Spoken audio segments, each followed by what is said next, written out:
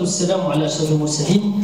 تحيه عاليه للمنبر الاعلامي ناظور سيتيه خلباديريه ثاني تاتيه الاخوه الجميع باش نطوي هذه المقدمه.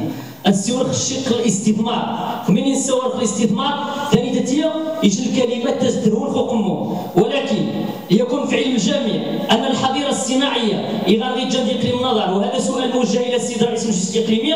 الحظيره الصناعيه التكنوبولو تقود استثمار 65,000 إيرمترو باركان وجده 35 فرنك. كيف يعقل؟ تزوم يوذان هذا سنة استثمار غنضيف ماتا من سياسه ممنهجه باش هذا الزرم خل المستثمرين زي قليل النظر. النقطه الاولى. النقطه الثانيه، المستثمر خمين يتزيشان الدوله اجنبيه انت اجنبي يتزيو السخمات يتزيو السخمات باش هي الضمات هذيك الاستثمار. مين يبدا زي الجماعه المحليه مثلا المواطنين زي القسم التقني للعماله، الوكاله الحضريه، وكاله الحوض المائي، المياه والغابات، وزاره البيئه، الطاقه والمعادن، تجهيز والنقل، الوقايه المدنيه، المكتب الوطني للكهرباء، المكتب الوطني للماء، صالح الشرب.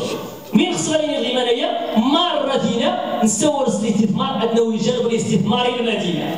ما تحشيق فينا، ما تبوساقيق فينا، منايا الدستور الجديد يبقى السلطه الشعبيه وحدها نشيل نتورى اخطاء فاتحه للبروتوكول ما يمين زي 63 زي الاستقلال انهار كاين سنتين عدد العمال كاين اختلاس وشان دمار كاين مشاريع اقوم على سبيل المثال ابريل كورنيش كاين الفتيل خصنا نزيد عدد الملايين وبعد 10 سنين نقدروا ناخذوا حاليا قد عوض سمارت شيكا والمنتخب اللي غادي يتجر مره السنه خلينا نتطاوي ما يمنع بوركي تبني الداخليه.